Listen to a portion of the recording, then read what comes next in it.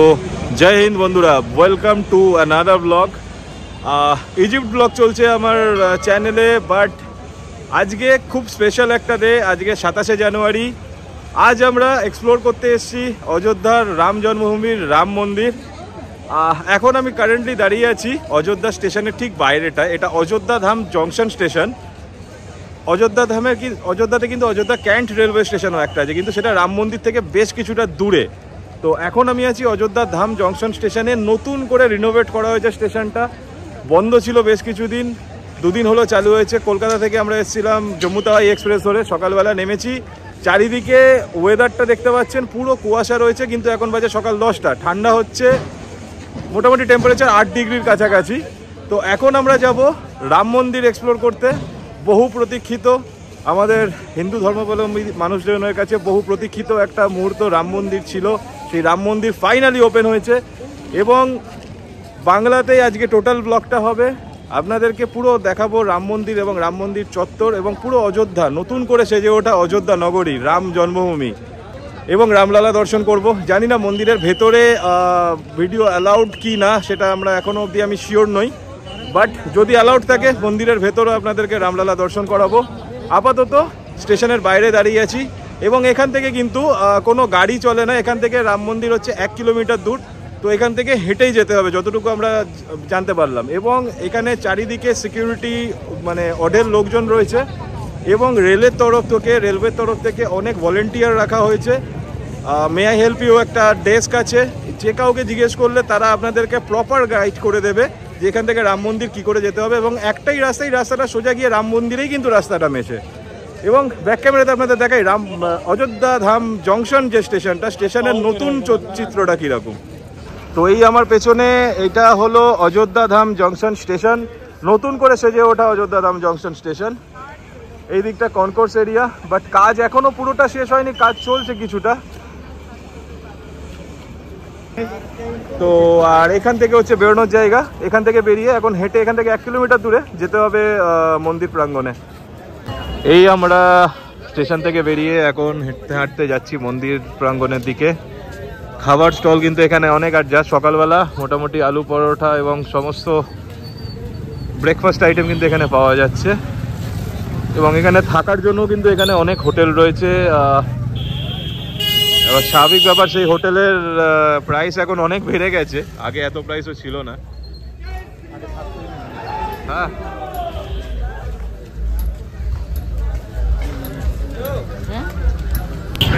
তো স্টেশন থেকে এগিয়ে বেরিয়ে এসে কিন্তু আমরা এই মেন রোডটায় মিশলাম, এবং মেন রোড থেকে এখানে কিন্তু অঢেল পুলিশ এবং ব্যারিকেড আছে। যে কেউ আসলে দেখতেই পারবেন এখানে কিন্তু এই রাস্তাটাই সোজা যায় সরোজী নদীর দিকে, এবং হনুমান গাড়িও এখানে, এবং তারপরে রাম মন্দির। তো আমরা ফার্স্ট এখন যাচ্ছি সরোজী নদীর দিকে, এবং ভিড়টা এখানে কিন্তু দেখতেই পাচ্ছেন যে কি লেভেলের ভিড়টা চালু হয়েছে এখানে। তো এই কিন্তু এখানে হচ্ছে মন্দির, মেন মন্দির, বাট আমরা আগে যাব সরোজী নদীতে।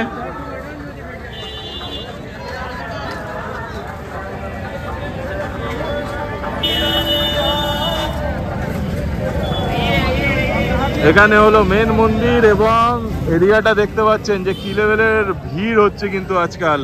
আজকে 27শে জানুয়ারি। এখান থেকে সোজা গেলে মন্দির পড়বে, মন্দির প্রাঙ্গণ সোজা এখান থেকে।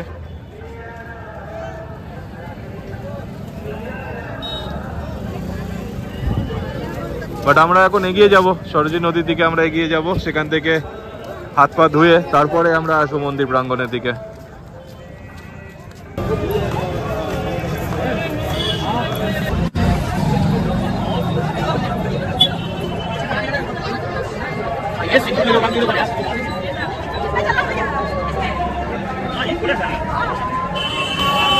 लंगर है।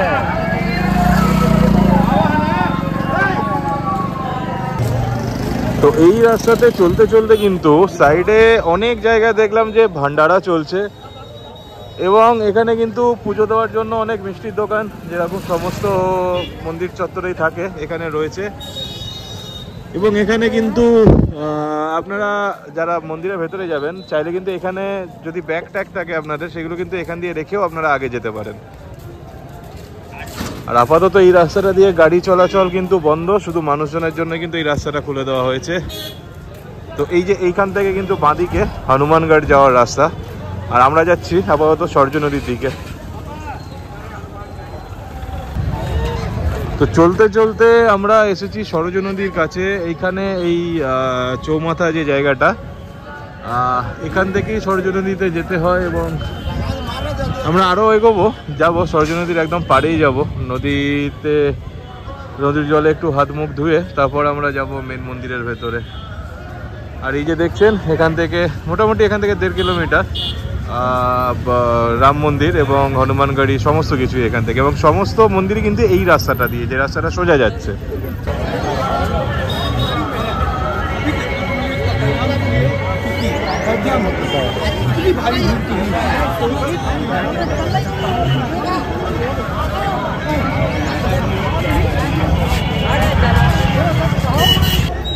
তো এই আমরা এসে গেছি সরজু নদীর ধারে। ভিড়টা দেখছেন, অনেকেই স্নান করছে এখানে, বাট যা টেম্পারেচার এই রিস্কটা নিতে পারলাম না স্নান করার আপাতত। বাট জায়গাটা কিন্তু খুব সুন্দর করে সাজানো হয়েছে এবং দেখতে কিন্তু খুব সুন্দর লাগছে জায়গাটা।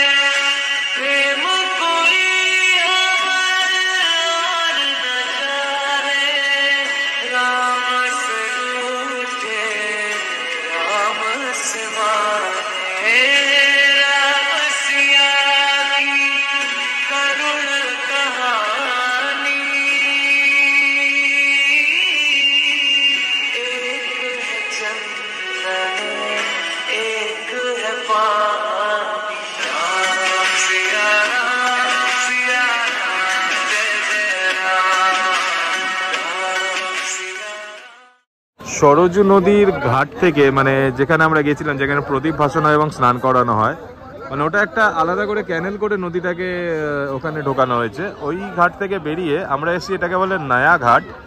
তো এটাই হচ্ছে কিন্তু সরজু নদীর মেন ঘাট, এবং এই দেখছেন এখানে কিন্তু স্নান করারও সুন্দর ব্যবস্থা রয়েছে, পূজা অর্চনাও চলছে অনেক। আর একটা জিনিস, এই হলো সরজু নদী, প্রচণ্ড ঠান্ডা হাওয়া দিচ্ছে এখানে। এদিকে এটা রেল ব্রিজ, সেটা এই সামনে রেল ব্রিজ রয়েছে, এবং এই যে বোটগুলো দেখছেন, এই বোটগুলোতে করে কিন্তু এখানে বোটিংয়ের ব্যবস্থা রয়েছে, এবং এই সরজু নদীতে বোটিং করানো হয়। রেট কি জানি না, কারণ আমরা বোটিংয়ে যাচ্ছি না। আর এখানে দেখছেন আলাদা করে স্নান করারও ব্যবস্থা করে রেখেছে, যারা ওই নদীতে স্নান করতে চাইবেন না তাদের জন্য এখানে এসে তারা স্নান করতে পারবেন। এবং জায়গাটা কিন্তু খুব পরিষ্কার পরিচ্ছন্ন, এবং সাফাইয়ের ব্যাপারে কিন্তু খুব মানে নজর দেওয়া হয়েছে। মানে সারাক্ষণ ধরে দেখছি লোকজন ঝাঁট দিচ্ছে, পরিষ্কার করছে, এই এখানেও দেখতে পাচ্ছেন। সাফাইয়ের ব্যাপারে কিন্তু যথেষ্ট এখানে নজর দেওয়া হচ্ছে, যেটা খুব মানে ভালো ব্যাপার একটা। এবং এই যে আমার সামনে অনেকে স্নানও করছে, এবং এই ছোট্ট ছোট্ট বোটগুলোতে করে বোটিংয়ের ব্যবস্থা রয়েছে। সরজু ঘাট থেকে বেরিয়ে আমরা যাচ্ছি হনুমানগড়ির দিকে। এখন রাস্তায় দেখা বললো, এই রাস্তাটার নাম হলো রামপথ, এবং দেখুন এখানে কিন্তু বাংলাতেও লেখা রয়েছে রামপথ, এবং অনেক আঞ্চলিক ভাষাতেই লেখা রয়েছে, তার মধ্যে 2 নম্বরে বাংলাও কিন্তু রয়েছে এখানে। তো এই রামপথ ধরে আমরা এগিয়ে যাব আপাতত হনুমানগড়ির দিকে। আগে তুলসী উদ্যানও আসবে, এবং দশরথ মহলও আগে আসবে। তো এখন হাঁটতে থাকবো, এবং দেখছেন এই রাস্তাটা সন্ধ্যেবেলায় বেশ আরও সুন্দর লাগবে, কারণ খুব সুন্দর লাইটিং করা হয়েছে কিন্তু রাস্তাটাতে। জানি না আমরা সন্ধ্যেবেলায় আজকে এখানে থাকবো কি না, বাট যারা আসবেন অযোধ্যাতে একদিন কিন্তু 1 রাত এখানে থাকতে পারেন। একদিনেও পুরোটা ঘুরে দেখা যায়, কিন্তু 1 রাত থাকলে কিন্তু মনে হয় আরও অনেক, রাত্রিরের অযোধ্যাটা কিন্তু আরও বেশি সুন্দর লাগবে দেখতে। তো রামপথ দিয়ে হাঁটতে হাঁটতে এই আমরা এসে পৌঁছেছি হনুমানগড়ির রাস্তায়। এই যে সামনে দেখতে পাচ্ছেন শ্রী হনুমানগড়ি লেখা। এবং এখান দিয়ে আমরা আগে যাবো, বাট আমাদের কাছে ব্যাগ আছে, জানি না ব্যাগ অ্যালাউ করবে কিনা এবং ভেতরে ভিডিও অ্যালাউড কিনা সেটাও ঠিক আমাদের আইডিয়া নেই।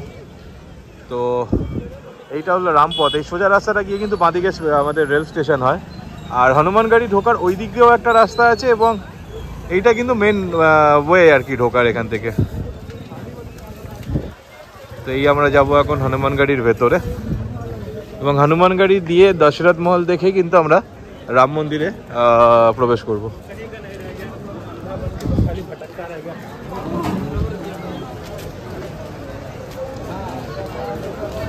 এই আমরা এসেছি হনুমানগাড়িতে, লাইনটা দেখতে পাচ্ছেন মোটামুটি এখান থেকে 2 কিলোমিটার মতো লাইন রয়েছে।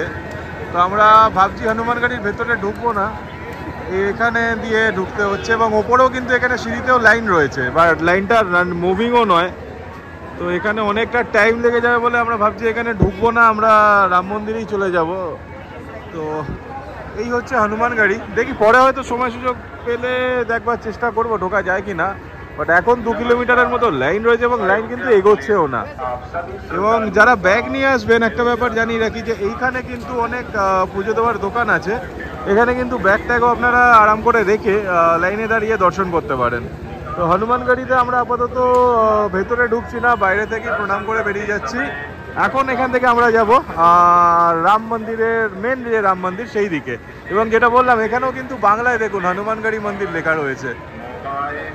সো ফাইনালি আমরা কিন্তু এবার এসেছি রাম মন্দিরের সামনে।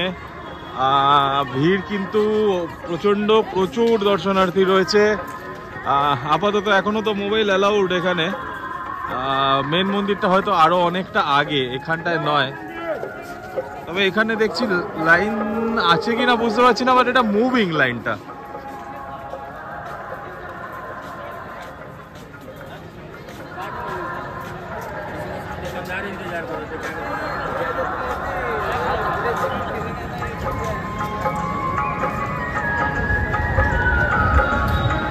আমরা মন্দির প্রাঙ্গণে ঢুকে গেছি। সামনে যে জায়গাটা দেখছেন এখানটা কিন্তু সিকিউরিটি চেকিং এর জায়গা, মানে ব্যাগ ফ্যাগ যদি কিছু কেউ নিয়ে আসেন, ব্যাগ অ্যালাউড, তো এখানে স্ক্যানারে চেকিং হবে। এবং এখানে কিন্তু জুতো খুলে রাখার জায়গা, এবং এর জন্য কোনো টাকা পয়সা কিছু দিতে লাগছে না, এরকম মডেলের র্যাক রয়েছে। তো এখানেই জুতো রেখে আমরা এবার যাব মন্দিরের ভেতর দিকে। এবং এখানে কিন্তু অনেক অ্যাসিস্ট্যান্স বুথ আছে, তো কারুর যদি কোনো সমস্যাও হয় তারা কিন্তু এই বুথে এসে যোগাযোগ করতে পারেন এবং সহযোগিতা এখান থেকে পাবেন। তো এইখানে লকারও রয়েছে।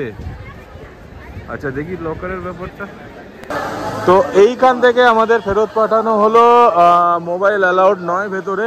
তো আমরা আবার যাচ্ছি ওই লকার রুমের দিকে ব্যাগ এবং মোবাইল রাখতে। তো এটা একটা সমস্যা, তো মন্দিরের ভেতরের জায়গাটা আপনাদের দেখাতে পারবো না। তো আপাতত আমরা মোবাইল নিয়েই ঢুকে যাচ্ছিলাম, বাট ওখানে থেকে বললো যে সিকিউরিটি ছিল যে মোবাইল এবং ব্যাগ রেখে আসতে।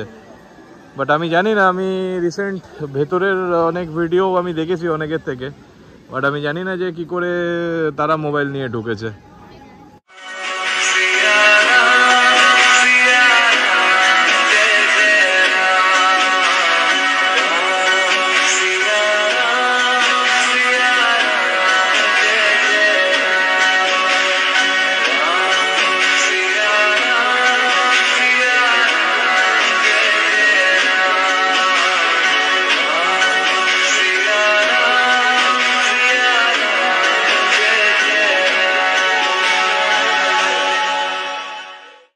সো রাম মন্দির দর্শন করে আমরা এখন আবার এই লকার রুম থেকে ব্যাগেজ কালেক্ট করলাম। অসাধারণ মন্দিরটা বানানো হয়েছে, অসাধারণ মন্দিরটা বানিয়েছে। এবং এখনও কিছু কাজ বাকি রয়েছে, ভেতরে ফটোগ্রাফি মানা, বাট তবুও কিছু লোক মোবাইল নিয়ে লুকিয়ে চলে যাচ্ছে, বাট সেই রিস্কটা আমি নিতে পারিনি। তো এমনি ফটো তুলেছি, আর আপনাদের জন্য অন্য একজনের মোবাইল থেকে ফটো তুলেছি এবং তার মোবাইল থেকে ভিডিও একটা নিয়েছি, সেটা আপনাদের জন্য আমি এখানে দিয়ে দেবো। আর একটা জিনিস দেখাই যে এখানে কিন্তু মানে ব্যবস্থা খুব সুন্দর, মানে এখানে সমস্ত জায়গায় টয়লেট রয়েছে এবং যারা বয়স্ক মানুষ তাদের জন্য এই যে লাইন যেটা রয়েছে এখানে বসার জন্য জায়গা রয়েছে। কোনো রকমভাবে এখানে লাইনটা দাঁড়াচ্ছে না, মানে এটা মুভিং লাইন, যেটা সব থেকে ভালো জিনিস যেটা। আর এই যে দেখছেন এইটা হচ্ছে ওয়েটিং এরিয়া এখানকার। আমরা ওই দিক থেকে এসেছি, ওই দিক থেকে লাগেজ কালেক্ট করেছি, আর এটা হলো ওয়েটিং এরিয়া, মানে এত বড় বসার জায়গাও রয়েছে একটা। তো এখনও অবধি তো ব্যবস্থা খুবই ভালো, খুবই সুন্দর। জানি না পরবর্তী সময় আরও অনেক মানে ফেসিলিটিস নতুন করে হয়তো প্রোভাইড করা হবে পুণ্যার্থীদেরকে। তো ফাইনালি এইবারও হনুমানগাড়িতে এখনও যথেষ্ট লম্বা লাইন রয়েছে, তো সেই জন্য হনুমানগাড়িতে এইবারও আমরা এখন ঢুকতে পারলাম না। তো আমরা এখন এখান থেকে যাবো লখনৌ। লখনৌতে আজকে সন্ধ্যাবেলা একটু ঘুরবো, ওখানকার স্ট্রিট ফুড ট্রাই করব, এবং কালকে আমরা যাবো বেনারস। বেনারসের ভিডিও আমি নেক্সট ব্লগে দেবো। তো এখন এখান থেকে আমরা যাচ্ছি লতা মঙ্গেশকর চক, মানে জায়গাটার নাম হলো নয়াঘাট এবং ওকে জায়গাটাকে বলা হয় লতা মঙ্গেশকর চক। তো ওখান থেকে আমরা বাস নেব, বাস অথবা কোনো গাড়ি নেবো, গাড়ি নিয়ে আমরা যাবো লখনৌয়ের দিকে। যেটা বলার ছিল, পুরো রাম মন্দির আমরা ঘুরে দেখলাম, খুব সুন্দর করে বানানো হয়েছে জায়গাটা, কিন্তু এখনও পুরো কাজ এখানে কমপ্লিট হয়নি, এখনও কিন্তু অনেক কাজ বাকি আছে, সেই কাজগুলো চলছে। এবং দ্বিতীয় কথা, এখানকার ব্যবস্থাটা কিন্তু খুব ভালো লাগলো। মানে রাম মন্দিরে আমি দেখলাম যে লাইনে কিন্তু বেশিক্ষণ লোককে দাঁড়াতে হচ্ছে না, মুভিং। বাট হনুমান গাড়িতে কিন্তু লাইন রয়েছে, এবং সেই লাইন অনেকক্ষণ ধরে দাঁড়িয়ে রয়েছে লম্বা করে। এছাড়া যারা কলকাতা থেকে আসতে চান, তাদের কলকাতা থেকে অযোধ্যা ট্রেনে করে তো আসা যায়, তাছাড়া এখন ফ্লাইটও চালু হয়েছে। মানে অযোধ্যা কিন্তু রিলিজিয়াস ট্যুরিজমের মানচিত্রে একটা খুব বড় রকমের জায়গা করে নিতে চলেছে। এবং যারা আমরা সনাতন ধর্মাবলম্বী, হিন্দু ধর্মাবলম্বী, আমাদের কাছে কিন্তু এটা খুবই একটা পবিত্র এবং স্পেশাল জায়গা। সবাইকে বলবো অযোধ্যা আসুন, রাম মন্দির দর্শন করুন। সন্ধ্যের পরে কিন্তু এই জায়গাটা আরও সুন্দর লাগে, আরও ভালো লাগে দেখতে। তো এখন আপাতত আমরা যাচ্ছি লতা মঙ্গেশকর চকে, মানে নয়াঘাট এরিয়াতে বাস ধরতে। আর এই যে দেখছেন, এই রাস্তাটা পেছন দিকটা যাচ্ছে কিন্তু অযোধ্যা ধাম স্টেশন।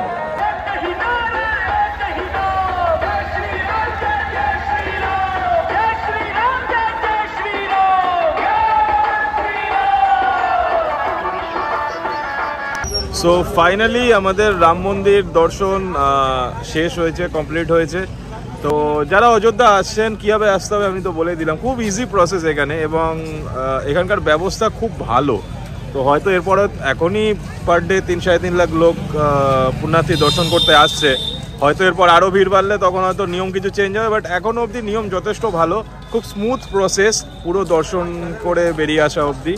এবং আর একটা জিনিস জানাই যে এখানে কিন্তু জায়গায় জায়গায় পুরো অযোধ্যায় রামপথে এবং মন্দিরের আশেপাশে সংলগ্ন সমস্ত জায়গায় এখানে ফ্রিতে কিন্তু জল দেওয়া হচ্ছে খাওয়ার জন্য, মানে সিল্ড ওয়াটার বোতল দেওয়া হচ্ছে। তাছাড়া এখানে বহু জায়গায় ভান্ডারা রয়েছে যেখানে ফ্রিতে খাবার খাওয়ানো হয়। তো এই যে আমার পেছনে এখানেও একটা ভান্ডারা রয়েছে। তো আপাতত আমরা এখান থেকে খাওয়া অলরেডি হয়ে গেছে, খিচুড়ি খেয়েছিলাম, সঙ্গে মালপোয়া এবং বোঁদে ছিল। খুব ভালো খাবারের কোয়ালিটি। এবং এখানে একটা জায়গায় না, এখানে অনেক জায়গায় এরকম ভান্ডারা রয়েছে।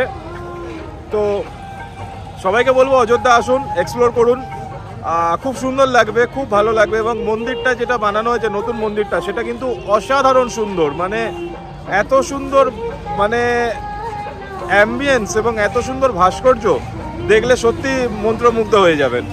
তো আপাতত এই ব্লগকে এখানে শেষ করব। হ্যাঁ, আমি রিলিজিয়াস ট্যুরিজমের ওপর, ট্যুরিজমওয়ালা কোনো জায়গাতে এর আগে ব্লগ বানাইনি, এটা ফার্স্ট টাইম। তো অনেকে বলেন যে হ্যাঁ স্কুল দরকার, হসপিটাল দরকার, 100 বার স্কুল দরকার, হসপিটাল যেমন দরকার তেমনি মন্দির মসজিদ এইগুলোও দরকার। কারণ রামায়ণকে আমরা কোনোদিন অস্বীকার করতে পারি না, আমরা আমাদের অতীতকে কোনোদিন অস্বীকার করতে পারি না। তো এই ব্লগটাকে এখানেই শেষ করব। সুস্থ থাকবেন, ভালো থাকবেন, এবং প্লিজ ভিডিওতে লাইক করবেন এবং কমেন্ট করে জানাবেন কেমন লাগলো ভিডিও। আর রাম মন্দিরের ব্যাপারে, আসা যাওয়ার ব্যাপারে যদি কোনো প্রশ্ন থাকে অবভিয়াসলি কমেন্ট করবেন। রাম মন্দিরের হিস্ট্রি আমি জানালাম না, কারণ এটা মোটামুটি সবাই জানে, তো আমি ওই জন্য আলাদা করে হিস্ট্রিটা জানালাম। চ্যানেল সাবস্ক্রাইব করবেন, ভিডিও লাইক করবেন। জয় হিন্দ, জয় শ্রীরাম।